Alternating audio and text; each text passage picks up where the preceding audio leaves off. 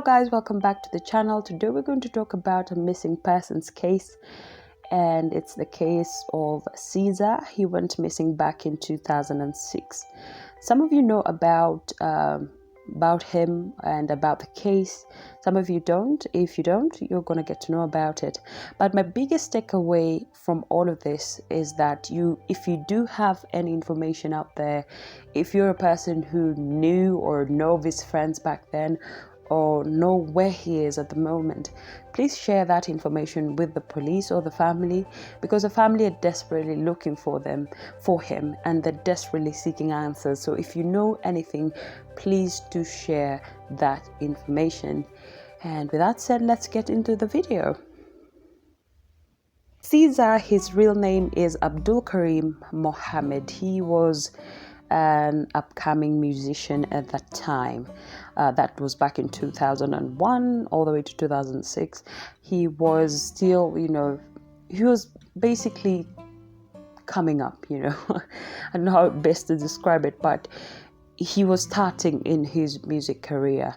He disappeared when he was around 17 years old, and there's not much information about his personal life, but it's reported that he started singing at a very young age. He started singing at a very young age, and it's in one of the reports it says that his dad, Abdul Makasi, started managing him when he was about 12 years old. So he was always a singer, born a singer, always a singer. So it really was his passion. He really wanted to make it big in the music industry.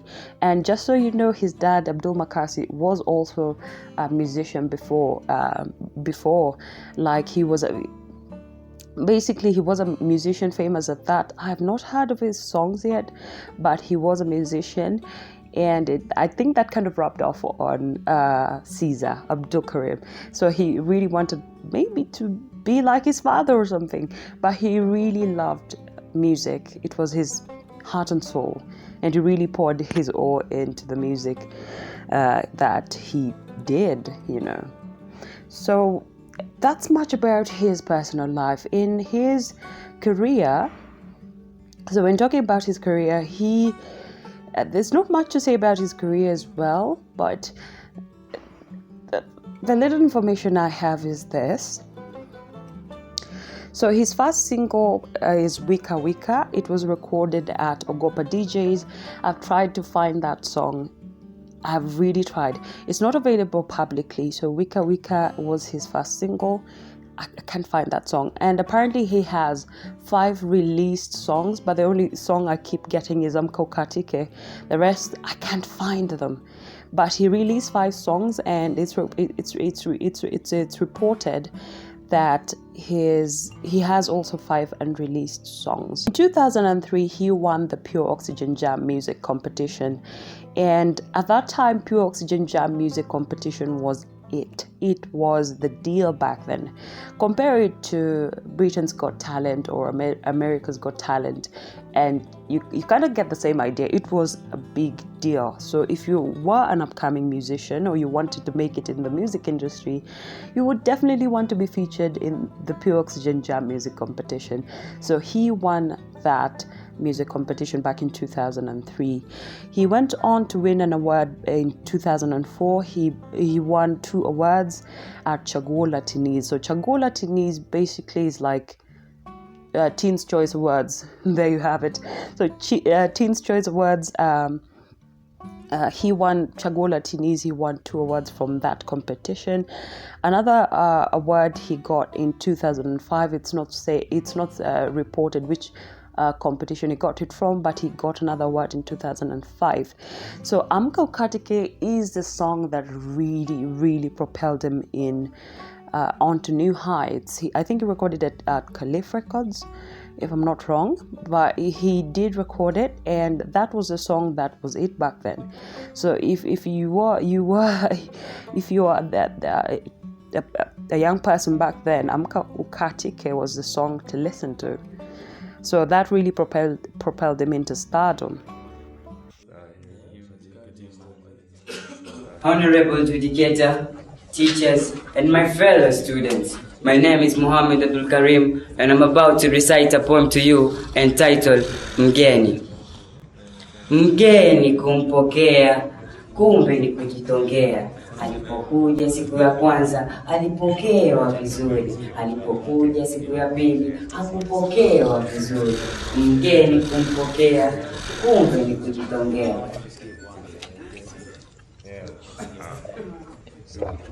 Aish mazee, si feel yani. Ikitwa ibambi.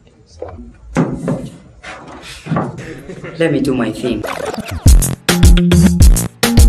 C-zar, bam bam bam bam. Gang gang, bam bam bam bam.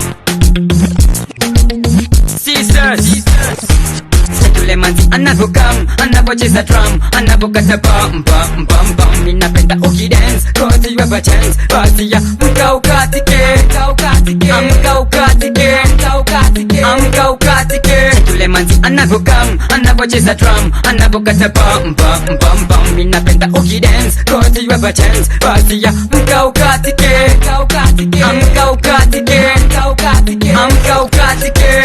Let's get on to, when he disappeared, his disappearance.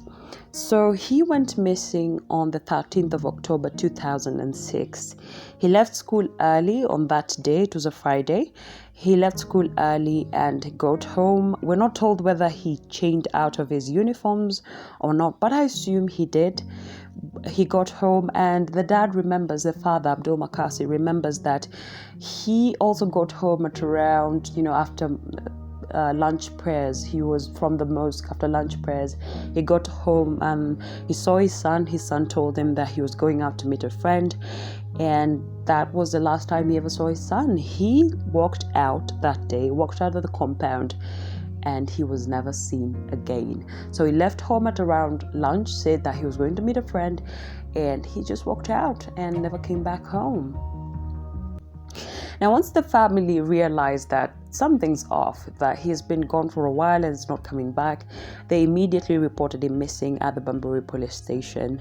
And what's heartbreaking here is that the police never did a follow-up with the family.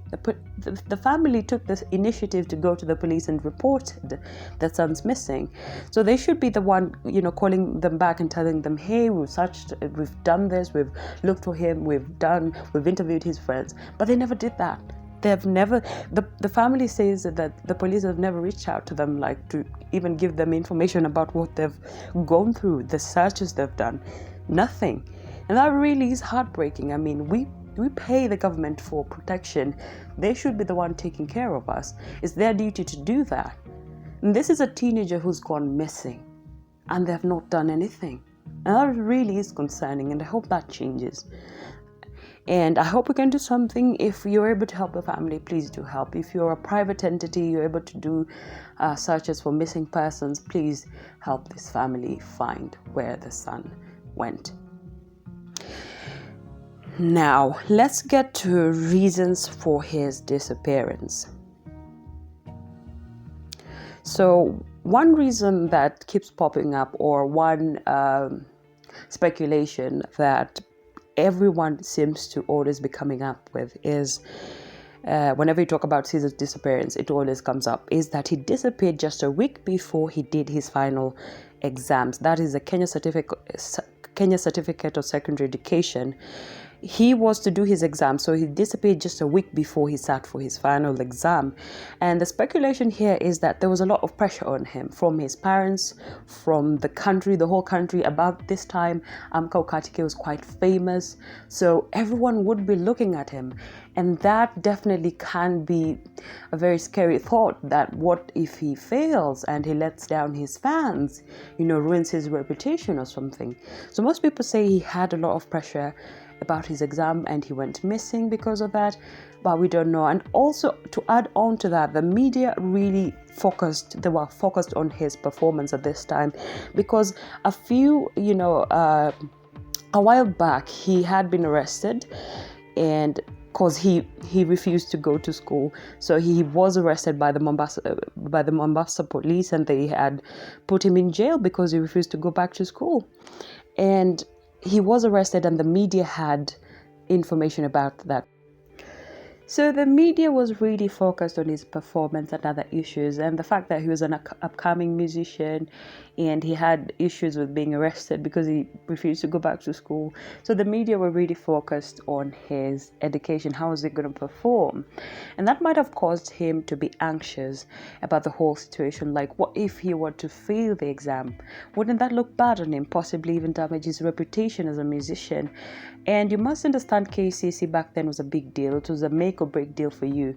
Like, if you failed, it kind of just ruined your whole life, basically. So yeah, it was a big deal back then. And that pressure coming from your parents, the media, the whole country as a whole, might have just cost him, might have just, made him want to escape and just run away and leave it all behind. So that could be one reason as to why he just went missing. Like, he couldn't take the pressure and he just left. But that's just a speculation. Like, the pressures of the exams, the parents and the country as a whole just got to him, and he just decided he's just going to leave and never come back. That's one reason. Another reason, this one comes particularly from the father. He was really hard on him at that time. And the reason being, and you must understand, of course, being hard on your kids sometimes, you call it, is it tough love? Sometimes parents have to do that so that at least you don't ruin your life. They have to be strict on some things because they know better. They've been here longer on earth, so they know better. So one reason, why he was hard on him at this time, because the dad, Abdul Makasi, as mentioned earlier, he was a former musician himself, and he understood what, the things that comes with being a famous musician, and he wanted to be really, he wanted his son to be better, so he really wanted the best for his son. And C-zar was a teenager, and uniquely a famous teenager, and we know that fame can sometimes get into your head and it can derail your whole life if you don't have any mentor to help you along the way. So you might just end up ruining your life if you don't take the right steps when you're a young person and a famous person at that. So his dad knew this so well and wanted the best for his son. He just wanted to keep him in check. So he was hard on him. Like, he was hard on him about his studies, his general behavior, his music. He was kind of coaching him and he wanted him to be better. So he says that he was kind of strict with him at this time. And let me quote him here so that you understand where he was coming from. He says, he said that, "I am a former musician myself and I know the pressures that come with fame. It was easy for C-zar to get into the wrong crowd with his stardom. I just wanted to keep him in check." So he just wanted the best for his son. And this is a very sad thing when you think about it, that you're a parent, you want the best of your son, but in that moment where you want the best for him, you end up losing him. He just decides to walk off and never comes back. And I think that's really hard on him. Like, he thinks he might have caused his son to go. And that's really sad, It's really hard and really heartbreaking for his father to say that.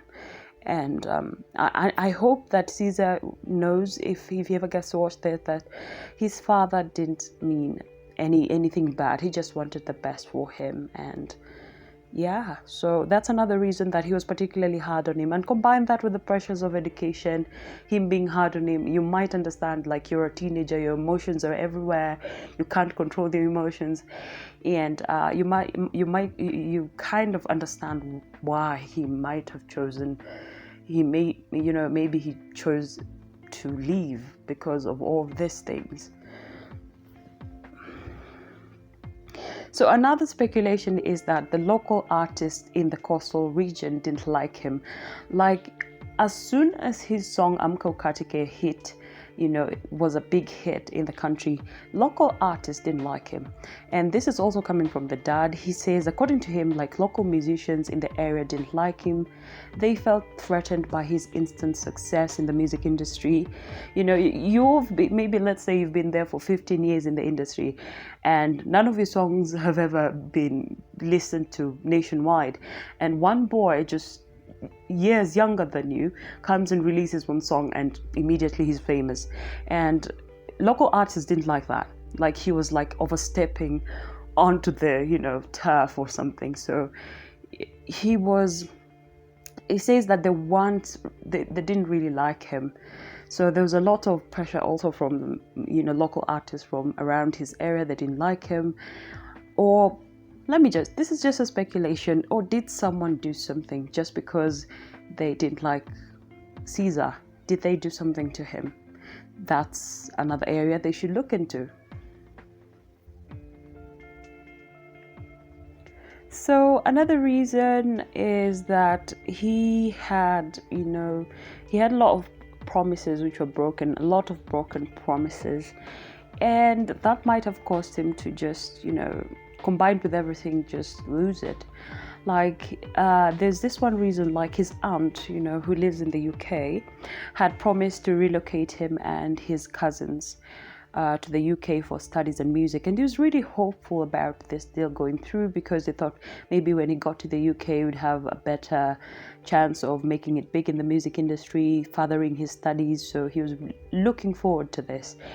But after a time, after her aunt, relocated her daughters, the cousins, he relocated her daughters, she stopped communicating completely. She really just cut them off. She never picked C-zar's calls again, and that really broke his heart.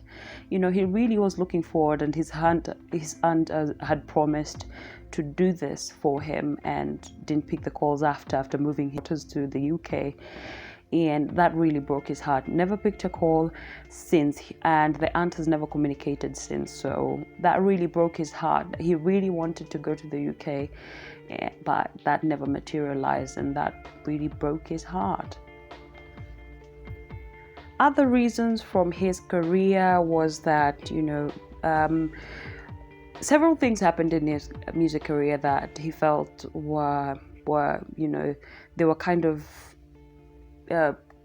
pinning him down, like they were not allowing him to progress in the music industry. Like, for example, he won the 203 he won Pure Oxygen Jam music competition, and after winning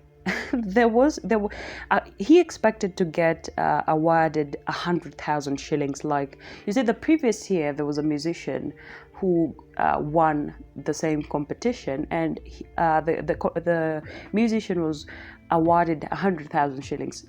He expected to get the 100,000 shillings, but he didn't get that. He only got 10,000 shillings.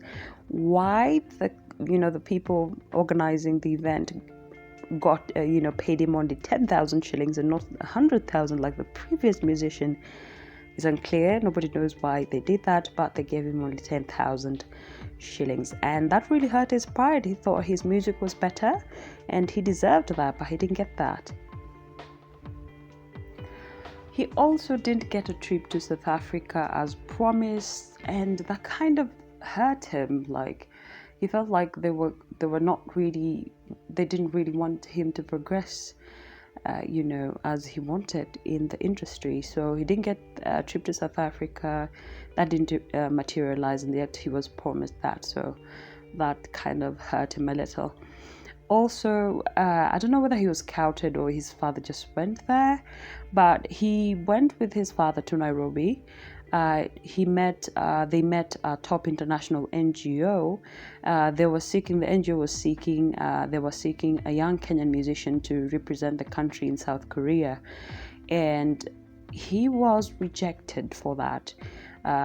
In his place, two twins were selected, and that really hurt him because maybe he thought his music's better. Why did they want him to go to South Korea and represent the country? So that kind of hurt his pride a little. And taking all the factors, all of this, you can understand that's a lot of pressure on a young person's mind. He's a teenager, he's just becoming famous, pressures of his exam, his parents are strict and hard on him, competitions that are not going anywhere, promises, the local industry in the area hates him. That's a lot of pressure to deal with. And some people say in combination that could have caused him to just walk away. But that's just the speculation around why he went missing. He went missing on the 13th of October 2006 when he was around 17 years old. he went missing at that time, and there's never been since. There've never been any sightings of C-zar anywhere. So if you have, but there's this also other area that they need to look into, like who was this friend he was going to meet? Who was this friend? Could this friend have been involved in what happened to C-zar?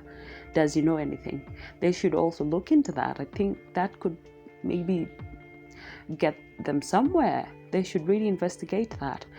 And so that's all about his case, that he went missing on that day. He's never been seen since.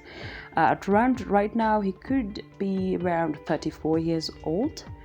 And if you're able to recognize him anywhere, if you know him, if you know where he went back then, please let the family know. Please let the family know.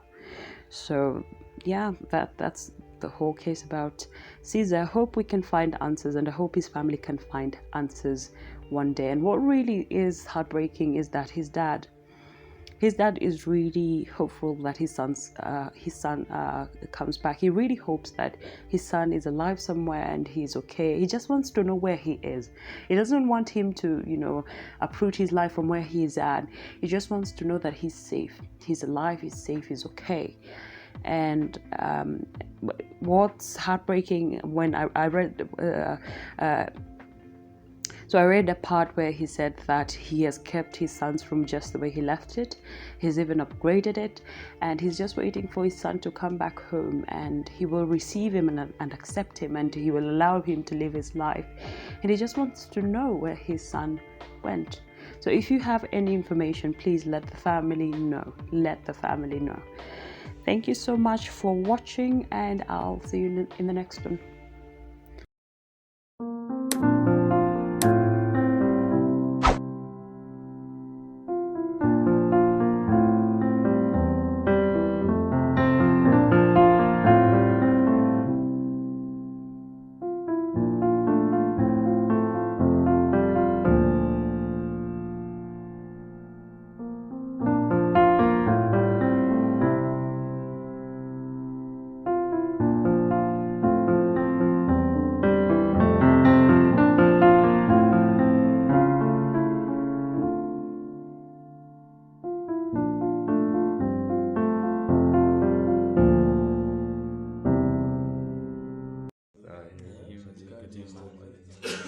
Honorable educator, teachers, and my fellow students, my name is Muhammad Abdul Karim, and I'm about to recite a poem to you entitled Mgeni.